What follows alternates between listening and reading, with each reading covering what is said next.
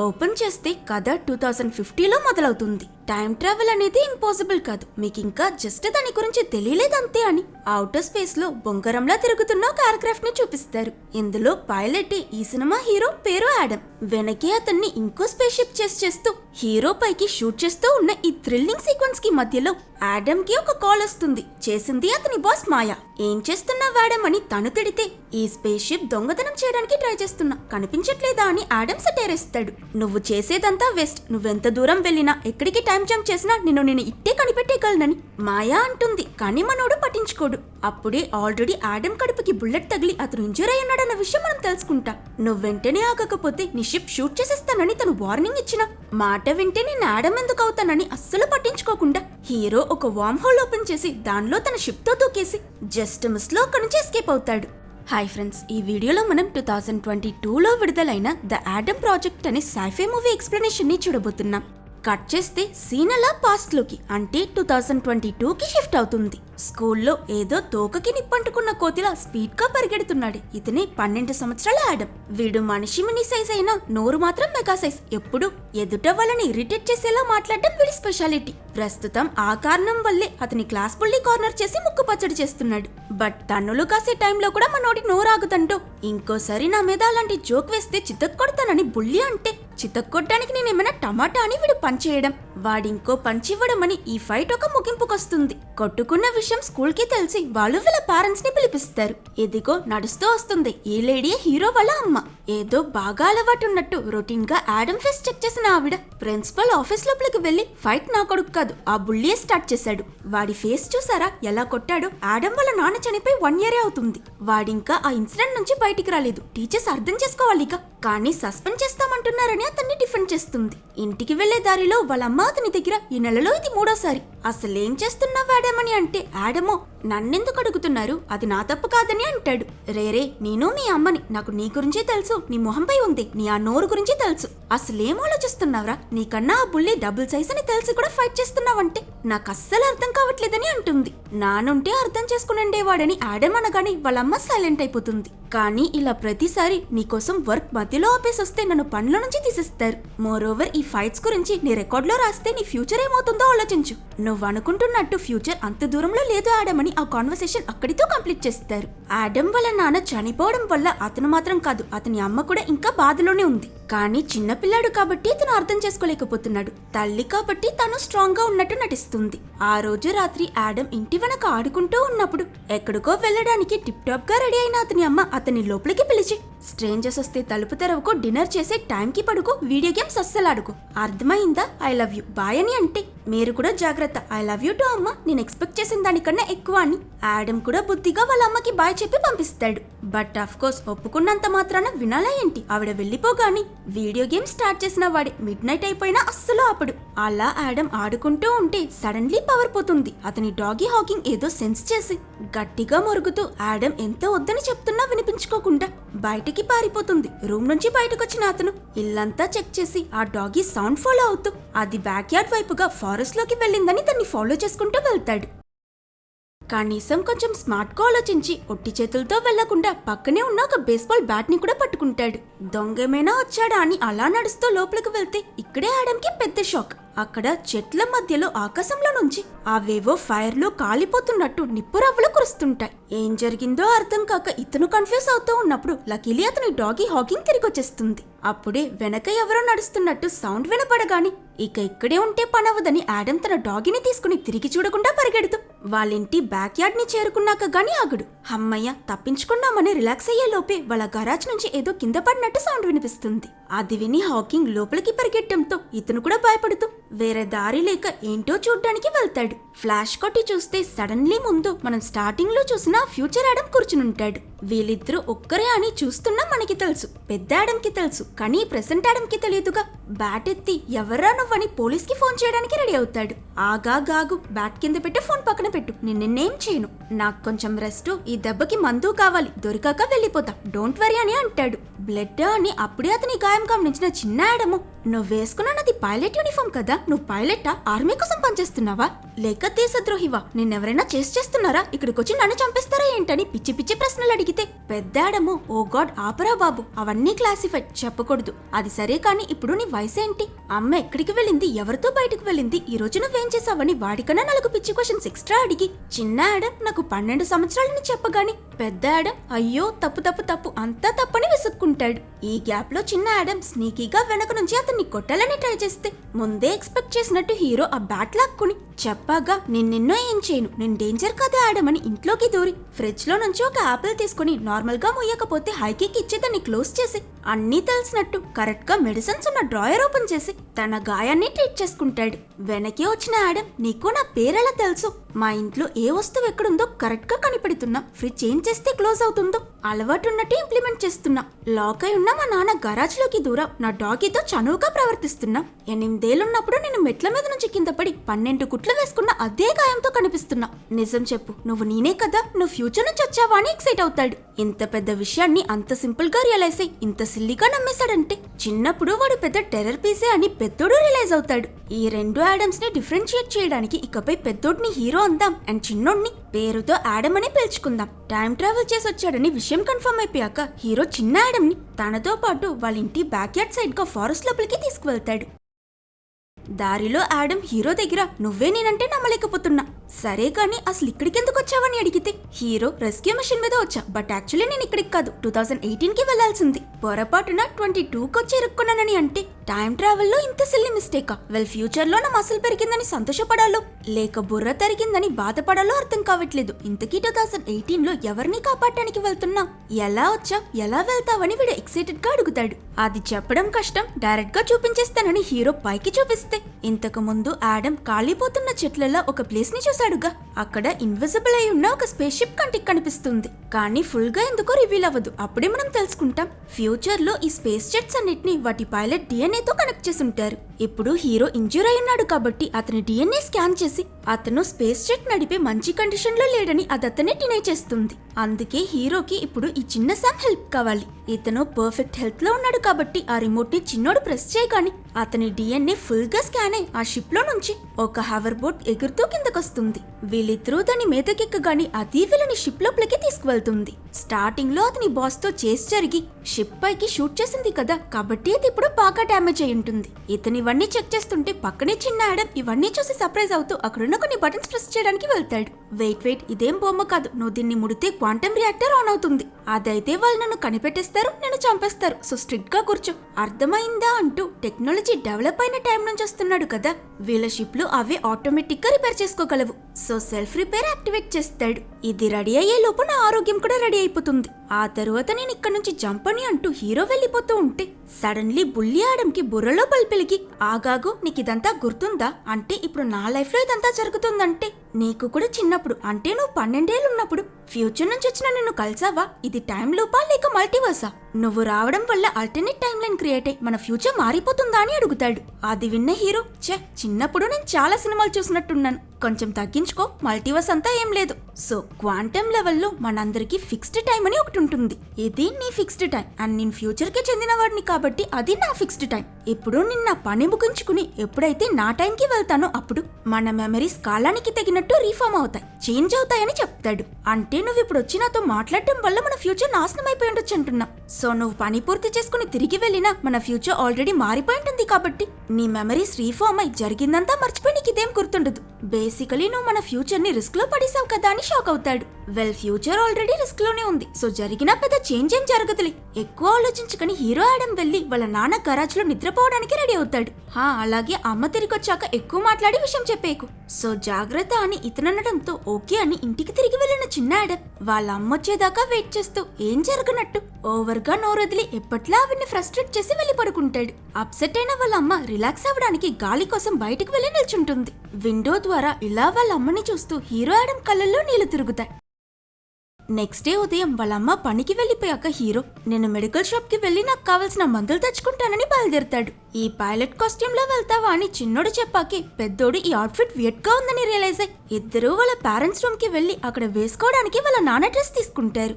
వాళ్ళ నాన్న చనిపోయి సంవత్సరం పైగా అయిపోయినా వాళ్ళ అమ్మ ఇంకా ఈ బట్టలని సేఫ్ గా దాచుంది. అది చూసిన హీరో ఆడమ్ దగ్గర ఫ్యూచర్ లో నేను ఎక్కువగా రిగ్రెట్ చేసిన విషయం ఏంటో తెలుసా, ఈ కష్టమైన టైం పీరియడ్ లో నా గురించి ఆలోచిస్తూ అమ్మని మర్చిపోవడం. తనని ఆయనంత బెటర్ గా ట్రీట్ చేయి, తను పాపమని చెప్తాడు. వాళ్ళ నాన్న ఫేవరెట్ జాకెట్ వేసుకుని అక్కడి నుంచి వెళ్ళి మెడికల్ షాప్ ని రీచ్ అయ్యాక, సరే కొంచెం డబ్బివ్వని హీరో ఈ పిల్లాడిని అడుగుతాడు. ఏం నీ దగ్గర లేదా, ఫ్యూచర్ లో వాడరా అని చిన్నోడు కన్ఫ్యూజ్ అవుతూ వాడి పాకెట్ మనీ ఇస్తాడు. ఫ్యూచర్ లో డబ్బు లేకపోవడం కాదు, డబ్బు వాడం. నేను ముందే చెప్పినట్టు అక్కడ పరిస్థితి చాలా కఠినం. టెర్మినేటర్ మూవీ చూసుంటావుగా, అక్కడ మా బెస్ట్ లోనే బెస్టే ఆ సినిమాలానే ఉంటుంది. సరే కానీ నువ్వు ఇక్కడే వెయిట్ చేయని చెప్పి అతను షాప్ లోపలికి వెళ్తాడు. ఆడమ్ బయట వెయిట్ చేస్తున్న ఈ టైంలో అక్కడికి అతన్ని ఎప్పుడూ కొట్టి ఆ బుల్లీస్ ఇద్దరు వస్తారు. లాస్ట్ ఫైట్ తరువాత స్కూల్ వాళ్ళు వీళ్ళని కూడా సస్పెండ్ చేసుంటారు కాబట్టి వాళ్ళు మళ్ళీ ఇతన్ని కొట్టడానికి కార్నర్ చేస్తారు. ఈ టైంలో హీరో బయటకొచ్చి ఇది చూసి ఆపుతాడనుకుంటే అన్ఎక్స్పెక్టెడ్లీ కంటిన్యూ అని వాళ్ళని ఎంకరేజ్ చేసి చిన్నాడమ్ దగ్గర నీకొక సూపర్ టాటిక్ నేర్పిస్తా వినుకో, వాళ్ళ దగ్గరికి వెళ్ళు, మోకాల మీద పడి రాజీ అయిపోతున్నట్టు నటించు, వాళ్ళు నమ్మేసిన నెక్స్ట్ సెకండ్ పొట్టలో గుద్ది పంచర్ చేసి అని పెప్టోక్ ఇచ్చి పంపిస్తాడు. ఓకే పెద్దోడు ఏదో చెప్తున్నాడు, వర్క్ అవుతుందని చిన్నాడమ్ నమ్మకంతో ముందుకు వెళ్తే బుల్లీస్ ఈ బిడ్డకి రియాక్ట్ అయ్యే ఛాన్స్ కూడా ఇవ్వకుండా చితగ్గొడతారు. అయినా వాడంతా తన్నులు కాస్తున్నా ఈ పెద్ద ఆడమ్ ఆపడు సహాయం చేయడు. ఎవరో అయినా పర్వాలేదు, నువ్వే నాకు నేనే సహాయం చేసుకోకపోతే ఎలా అని లిటిల్ ఆడమ్ బాగా అప్సెట్ అయి సాడ్ గా అక్కడి నుంచి పారిపోతాడు. ఇంతసేపు టైం లైన్ లో ఇన్వాల్వ్ అవ్వకూడదు, ఫ్యూచర్ ని మార్చకూడదని సంకల్పంతో ఉన్న హీరో అది చూసి ఆ బుల్లి అతన్ని కొట్టిన మెమరీ గుర్తు తెచ్చుకుని మొత్తం కోపం తీర్చుకునేలా వాడిని కార్నర్ చేసి, ఇంకోసారి నువ్వు ఆడమ్ జోలికి వెళ్తే ఇప్పుడేం చేయను, ఫ్యూచర్ లో నువ్వే మూలలో ఉన్న వెతికి కనిపెట్టి నీ ఎముకలు ఒక్కొక్కటిగా ఇరిచి కుక్కకు పడిస్తానని బెదిరిస్తాడు. ఆ వార్నింగ్ విని ఈ బుల్లి భయంలో ఉనికిపోతూ ఉంటే హీరో ఆడమ్ ని వెతుక్కుంటూ ఇంటికి వెళ్తాడు. అక్కడ ఆడమ్ డోర్ లాక్ చేసుకుని హీరో తీసుకొచ్చిన బ్యాగ్ లో అతని వెపన్స్ అని చూస్తూ ఉంటాడు. అవన్నీ ముట్టకు, తలుపు తీయని ఇతను ఎంత అరిచినా నువ్వు తలుచుకుని ఉంటే ఆ ఫైట్ ఆపుండొచ్చని కోపంగా ఉన్న ఇతను పట్టించుకోడు.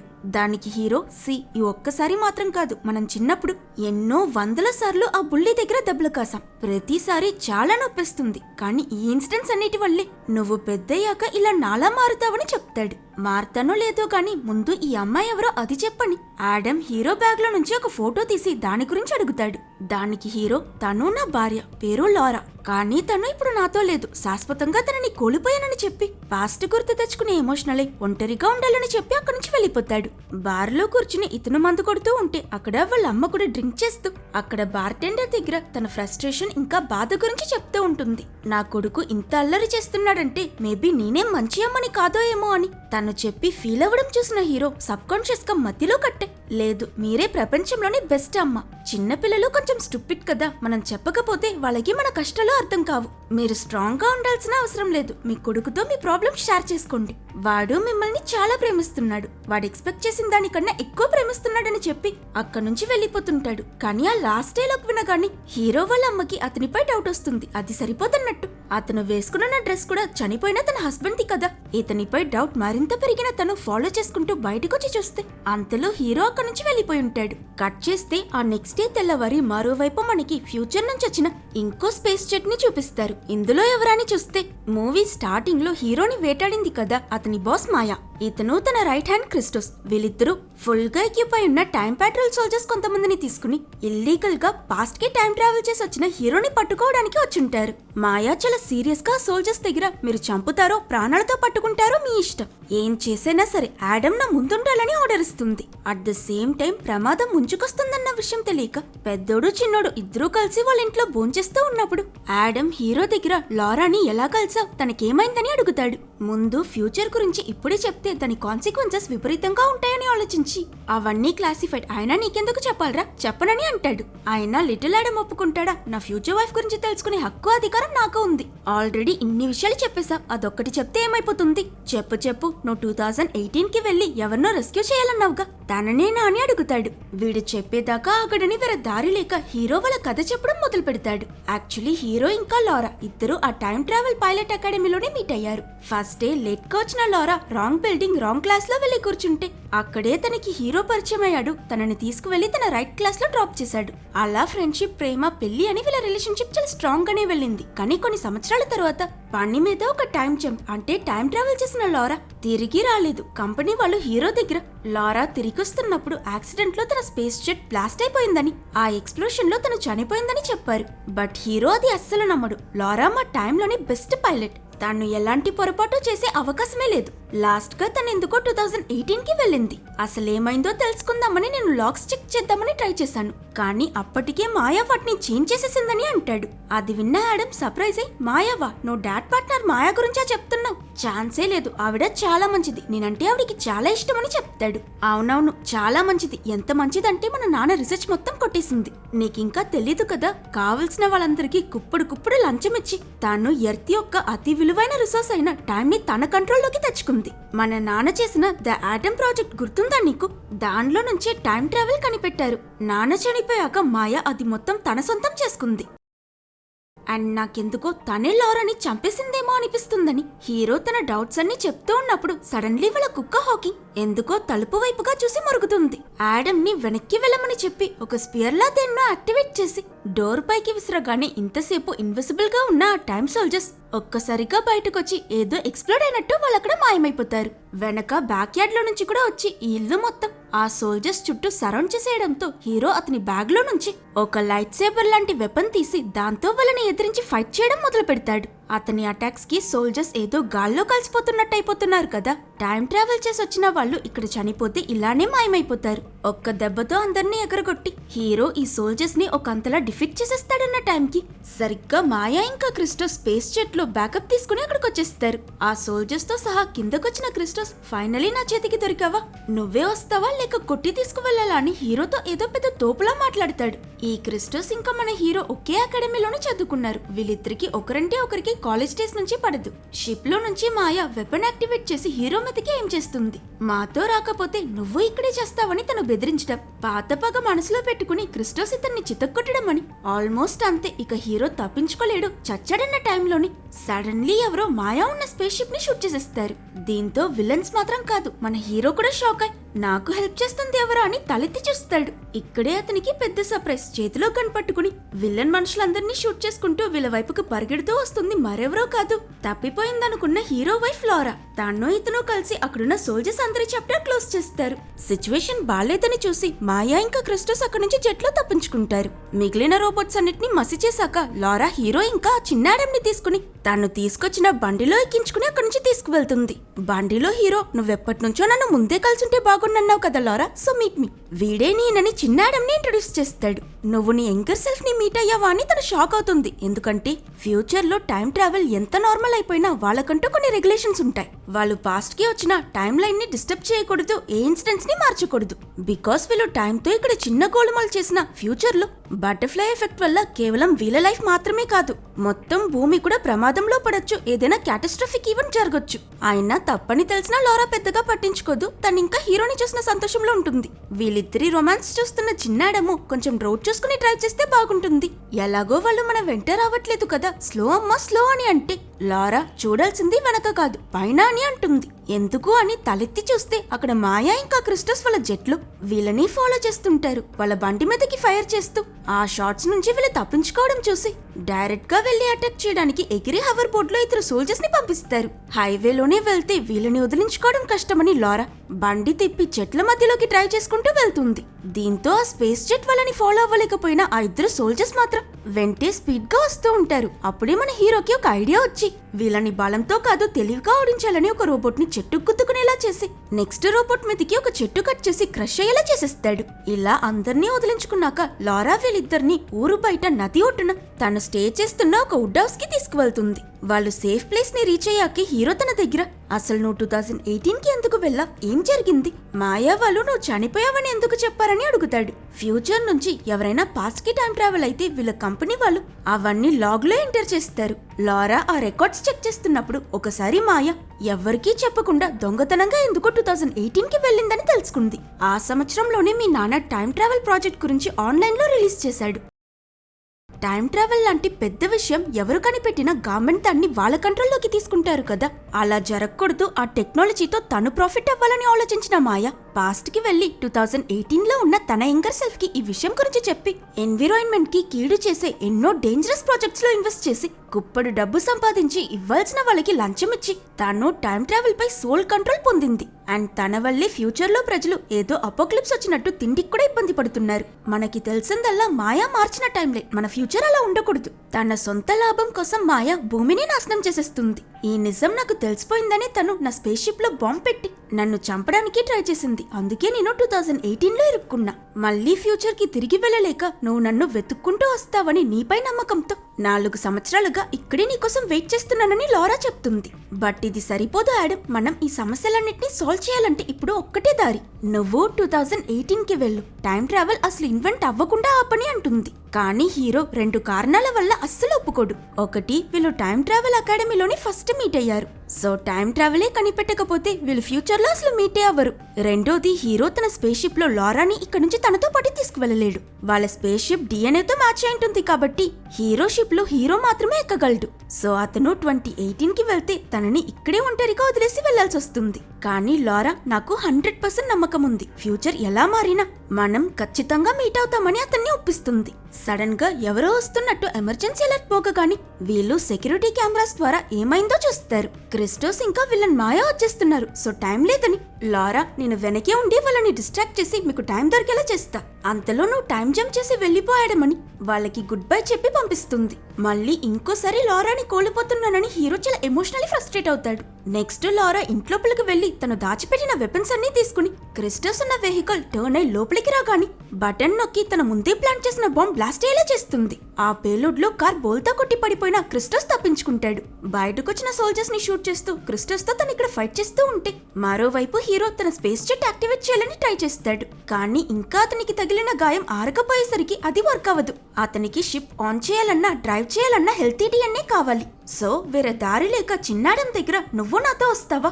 వస్తే అక్కడ నువ్వు నాన్నని కలవచ్చని చెప్పగాని సెకండ్ థాట్ కూడా లేకుండా చిన్నోడు ఒప్పుకుంటాడు. At the same time Lara Christos తో ఫేస్ ఆఫ్ చేస్తున్న సమయంలో అక్కడికి స్పేస్ జెట్ లో మాయా వచ్చి తనపైకి గన్నేం చేసి ఒకసారి చంపాలనుకుంటే తప్పించుకున్నావు లారా, ఈసారి నీకంత లక్కుండదు. చెప్పు, నీ భర్త ఎక్కడ? ఇన్ఫర్మేషన్ ఇస్తే నేను వదిలేస్తానని బెదిరిస్తుంది. కానీ లారా అస్సలు నోరు తెరవదు. సరిగ్గా అప్పుడే స్పేస్ షిప్ యాక్టివేట్ చేసిన పెద్దాడం చిన్నాడం ఇద్దరు ఫ్లాష్ అవ్వడం వీళ్ళకి కనిపిస్తుంది. అది చూసిన మాయా, హో ఇక నీ అవసరం నాకు లేదని లారాని అక్కడే చంపిస్తుంది. నెక్స్ట్ సెకండే తను క్రిస్టోస్ తో పాటు హీరో వాళ్ళ స్పేస్ షిప్ ని ఫాలో చేస్తుంది.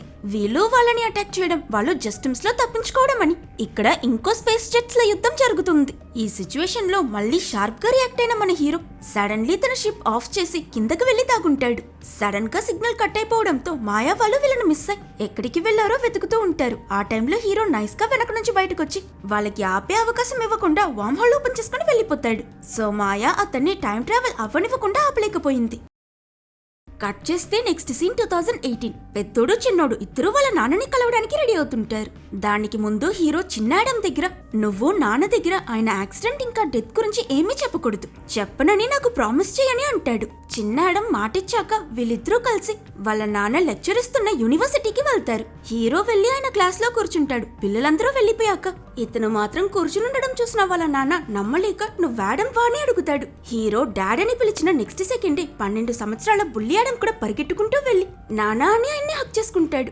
ఒక్క కొడుకు టైం ట్రావెల్ చేసి వచ్చాడని ఈయన షాక్ అయితే ఆ కొడుకే మినీ సైజ్ లో కూడా రావడం చూసి ఈయనకి ఏం అర్థం కాదు. అందులోనూ ఆయన ఉత్తుత్తిగా ఆటకి క్రియేట్ చేసిన థియరీయే టైం ట్రావెల్ కి మూలాధారం. ఆయనే టైం ట్రావెల్ ని కనిపెట్టానని తెలుసుకున్నాక God father of time travel నేనేనా అని తెగ సంతోషపడతాడు. అయినా నువ్వు నన్ను కలవడానికి రాకూడదు కదా, దీనివల్ల టైంలో ఏదైనా ప్రాబ్లం రావచ్చని ఈయన హీరోని తిడితే హీరో నేనేమైనా కావాలని వచ్చాననుకుంటున్నారా, నా దగ్గర వేరే దారి లేదు, ఆ మాయా నన్ను చంపాలని వెంటపడుతుంది కాబట్టి ఇక్కడికి రావాల్సి వచ్చిందని అంటాడు. బయట మాట్లాడితే సెట్ అవ్వదని ముగ్గురు ఒక హోటల్ కి వెళ్తారు. అక్కడ వాళ్ళ నాన్న, మాయా నా బిజినెస్ పార్ట్నర్, తనెందుకు నిన్ను చంపాలనుకుంటుంది, నా ప్రతి రీసెర్చ్ కి ఫండింగ్ ఇచ్చేదే తనెందుకు ఇలా చేస్తుందని అడుగుతాడు. మేబీ మీరు మాయాని సరిగ్గా అర్థం చేసుకోలేదే ఏమో, తను మహా సెల్ఫిష్, తనని ఆపాలంటే మీరు టైం ట్రావెల్ ని కనిపెట్టకూడదని అంటాడు. బట్ ప్రాబ్లం ఏంటంటే ఇంత చెప్పాక కూడా వాళ్ళ నాన్న అస్సలు వినిపించుకోడు. మన అవసరం కోసం మనం టైం లైన్ మార్చకూడదు, అది ఇంకా పెద్ద ప్రమాదాన్ని సృష్టిస్తుందని ఇప్పటికీ సైంటిఫికలీ మాట్లాడుతుంటాడు. దాంతో హీరో ఫ్రస్ట్రేట్ అయి ఎప్పుడు సైంటిస్ట్ లా ఆలోచించడం ఆపుతారా, మీకెప్పుడు నాకన్నా మీ రీసెర్చ్ ఇంపార్టెంట్ కదా, కనీసం ఈ ఒక్కసారైనా తండ్రిలో ఆలోచించండి అని తిట్టి బయటకు వెళ్ళిపోతాడు. దీంతో వాళ్ళ నాన్న హర్ట్ అయిన చిన్నాడం దగ్గర ఫ్యూచర్ ఆడమ్ నా దగ్గర చాలా పెద్ద విషయం చేయమంటున్నాడు, అది చాలా తప్పని చెప్పి అక్కడి నుంచి వెళ్ళిపోతూ ఉంటే ఎమోషనల్ అయిన చిన్నోడు అతన్ని ఆపి, నాన్న నేను మీకు ఒక విషయం చెప్పాలని, ఆయన యాక్సిడెంట్ లో చనిపోయాడు కదా, ఆ విషయం చెప్పాలని వెళ్తాడు. కానీ ఎప్పుడైతే తన పిల్లలిద్దరూ వాళ్ళ టైం లైన్ లో ఉన్న అతని దగ్గరికి వెళ్లకుండా సహాయం కోసం పాస్ట్ లో ఉన్న తనని వెతుక్కుంటూ వచ్చారో అప్పుడే ఆయనకి అతను చనిపోయాడు, చనిపోబోతున్నాడని అర్థమైపోతుంది. అయినా అదే విధి కాబట్టి లిటిల్ ఆడమ్ దగ్గర ఇప్పటికీ స్ట్రాంగ్ గా నాకేం చెప్పొద్దు, టైం లైన్ ఎవరూ మార్చకూడదని అక్కడి నుంచి వెళ్ళిపోతాడు. ఇంకో పక్క విల్లన్ మాయా కూడా 2018కి వచ్చేస్తుంది. అక్కడ తను తన యంగర్ సెల్ఫ్ ని మీట్ అవ్వడానికి వెళ్తే లాస్ట్ గా 3 months కి ముందొచ్చి నాకు ఏ ప్రాజెక్ట్ లో ఇన్వెస్ట్ చేయాలో చెప్పి మళ్ళీ మనం కలవమని చెప్పి వెళ్ళావుగా, అంత బేగే వచ్చేసావెందుకని చిన్న మాయ అడిగితే మన లాస్ట్ మీట్ జరిగి జస్ట్ నీకు 3 months అయి ఉండొచ్చు, కానీ నాకు 30 years అయిపోయింది. ఇప్పుడు నేనొచ్చింది నీకోసం కాదు, ఆ ఆడమ్ కోసం. వాడు ఫ్యూచర్ ని మార్చాలనుకుంటున్నాడు, అందుకే వాడిని చంపాలనుకుంటున్నానని అంటుంది. కానీ చిన్న మాయ ఇప్పటికీ కంప్లీట్లీ ఈవిల్ గా మారలేదు.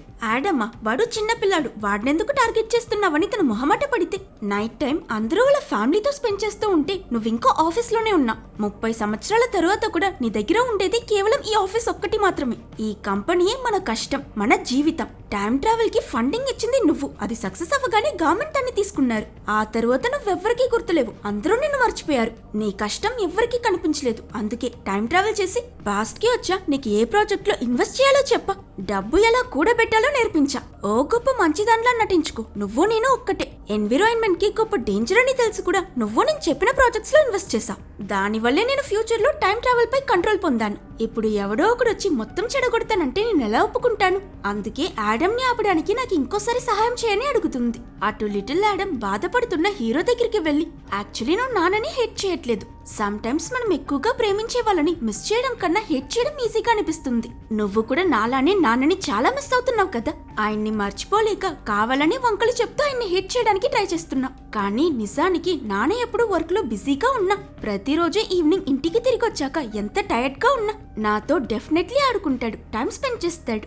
నాన్న మనల్ని చాలా ప్రేమిస్తున్నాడని చెప్తాడు. తన చైల్డ్హుడ్ మెమరీస్ గుర్తు తెచ్చుకున్న హీరో నిజమే కదా అని వాళ్ళ నాన్నపై ప్రెషర్ వేయడం ఆపేసి తనే ఏదైనా చేసి ఈ టైం ట్రావెల్ ప్రాబ్లం ని సాల్వ్ చేయాలని డిసైడ్ అవుతాడు. ఆ నెక్స్ట్ డే మార్నింగ్ మనం హీరో వాళ్ళ నాన్నని చూస్తాం. ఈ రోజు అతను పనికి వెళ్లకుండా ఇంట్లోనే ఆడమ్ తో టైం స్పెండ్ చేద్దామని ఉంటాడు. అది చూసి హీరో వాళ్ళ అమ్మ సర్ప్రైజ్ అయి ఏదో ఆలోచిస్తున్నట్టున్నావు, ఏమైందని అడుగుతుంది. నేను ఆడమ్ కి మంచి తండ్రి కాదేమో అనిపిస్తుంది, నేను వాడితో ఎక్కువ టైం స్పెండ్ చేయట్లేదు కదా అని ఇతను చెప్పి బాధపడటం చూసిన హీరో అమ్మ, నిజం చెప్పాలంటే అవును, నువ్వు రోజుకి కొంత సమయం మాత్రమే మాతో స్పెండ్ చేస్తున్నావు, కానీ ఆ కొంత టైంలో కూడా నువ్వు నీ 100% ఇస్తున్నావు. ఆడమ్ కి నువ్వే బెస్ట్ ఫాదర్వి, ఇంకా టైం దేముంది, వాడితో స్పెండ్ చేయడానికి మన దగ్గర లైఫ్ మొత్తం ఉందని చెప్పి బయలుదేరుతుంది. అది విన్నా ఆయన ఆలోచనలో పడతాడు.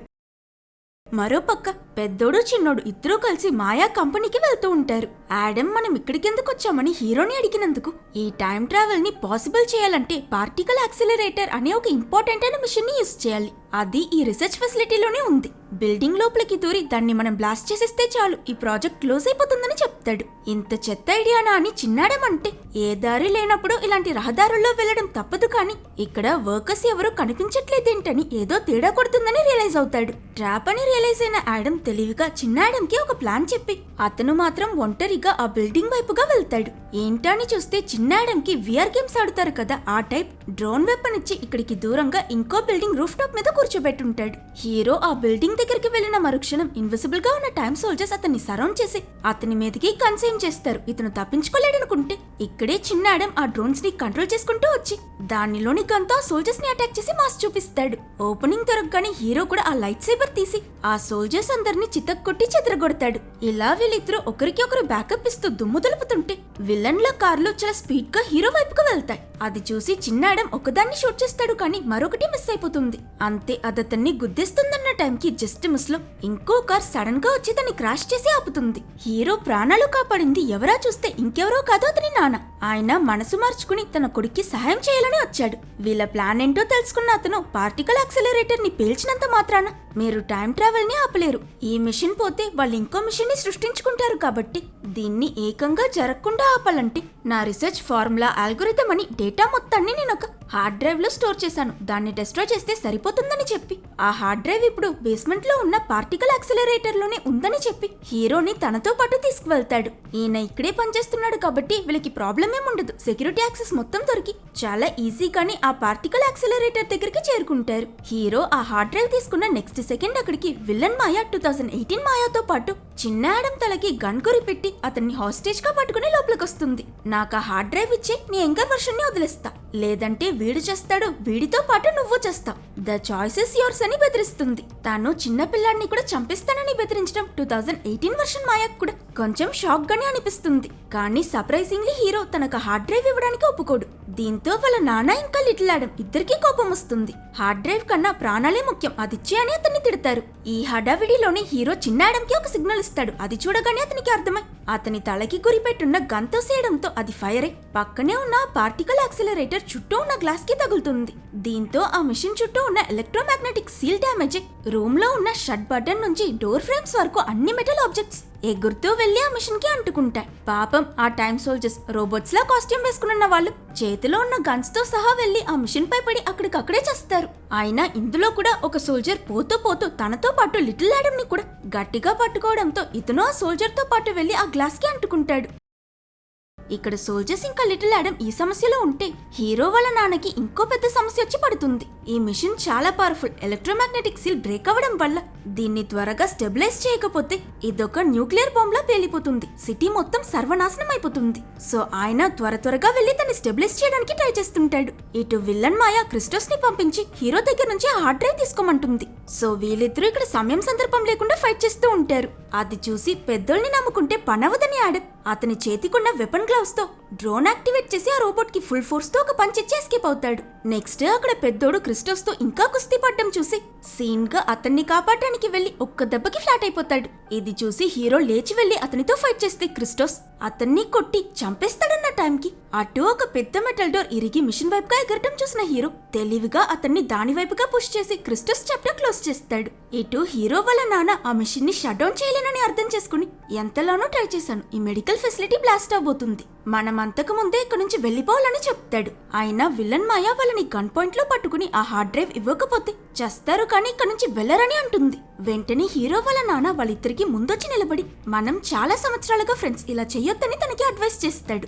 ఈ సోది వినడానికి టైం లేదని విలన్ మాయా అతని మీదకి బుల్లెట్ ఫైర్ చేయగాని మెటల్ కదా అది ఎలక్ట్రోమాగ్నెటిక్ ఫీల్డ్ వల్ల ఆ మిషన్ వైపుగా వెళ్తుంది. సో బుల్లెట్ హీరో వాళ్ళ నాన్నకి కాదు ఆపోజిట్ సైడ్ లో ఉన్న తన యంగర్ సెల్ఫ్ కి తగిలి ఈ 2018 మాయా చనిపోగానే ఫ్యూచర్ విలన్ మాయా కూడా మాయమైపోతుంది. ఆ తరువాత హీరో వాళ్ళ నాన్న ఇంకా ఆడమ్ ముగ్గురు లాస్ట్ మినిట్ లో ఎలాగో ఒకలా ఎక్స్ప్లోడ్ అవుతున్న ఆ రీసెర్చ్ ఫెసిలిటీ నుంచి తప్పించుకుంటారు. ఇప్పుడు వీళ్ళ ఫ్యూచర్ ని మార్చేశారు కానీ టైం లైన్ ఫిక్స్ అవ్వడానికి కొంచెం సమయం పడుతుంది. హీరో వాళ్ళ నాన్న వాళ్ళ దగ్గర నేను చనిపోతానని నాకు తెలుసు కానీ ఏం మార్చాల్సిన అవసరం లేదు, ఫ్యూచర్ ఎలా ఉంటుందో అలానే కరెక్ట్, మారిస్తే ఎలాంటి ప్రమాదాలు వస్తాయో మీరే చూసారుగా, నేను మీతో ఉండకపోవచ్చు కానీ మిమ్మల్ని ఎప్పటికీ ప్రేమిస్తూనే ఉంటా, ఐ లవ్ యూ గైస్ అని చెప్పి వాళ్ళిద్దరిని హక్ చేసుకుంటాడు.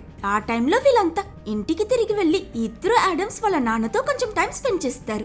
అలా తండ్రితో ఆడుకుంటూ టైం లైన్ ఫిక్స్ అయి వాళ్ళు మాయమైపోతారు. కట్ చేస్తే సీన్ ఇప్పుడు 2022 12 సంవత్సరాల ఆడమ్ ఇంటికి షిఫ్ట్ అవుతుంది. ఇప్పుడు టైం ట్రావెల్ ఇన్వెంట్ అవ్వలేదు కాబట్టి అతనికి తన ఫ్యూచర్ సెల్ఫ్ ని కలిసిందేం గుర్తుండదు కానీ మెమరీస్ గుర్తు లేకపోయినా ఫీలింగ్స్ గుర్తుంటాయి కదా. ఎప్పట్లా స్కూల్ కి బయలుదేరుతూ పెద్ద ఆడమ్ చెప్పాడు కదా అమ్మని గట్టిగా హక్ చేసుకో లేకపోతే ఫ్యూచర్ లో రిగ్రెట్ అవుతావని. ఆ ఫీలింగ్ గుర్తొచ్చి వెళ్లి వాళ్ళ అమ్మని గట్టిగా హక్ చేసుకుంటాడు. మళ్ళీ ఫ్యూచర్ ని చూపిస్తారు. ఆడమ్ పైలట్ ట్రైనింగ్ అకాడమీలో ఉంటే లారా రాంగ్ బిల్డింగ్ లో ఉన్న రాంగ్ క్లాస్ కి వచ్చి కూర్చుంటుంది. ఇలా వీళ్ళిద్దరి పరిచయం జరుగుతుంది. హీరో తన క్లాస్ లో తీసుకువెళ్లి డ్రాప్ చేస్తానని చెప్పడంతో ఈ మూవీ ఎండ్ చేస్తారు. ఒకవేళ మీకు ఈ వీడియో నచ్చితే లైక్ చేసి సబ్స్క్రైబ్ చేసుకోండి. మళ్ళీ ఇంకో వీడియోతో వచ్చి మిమ్మల్ని కలుస్తా.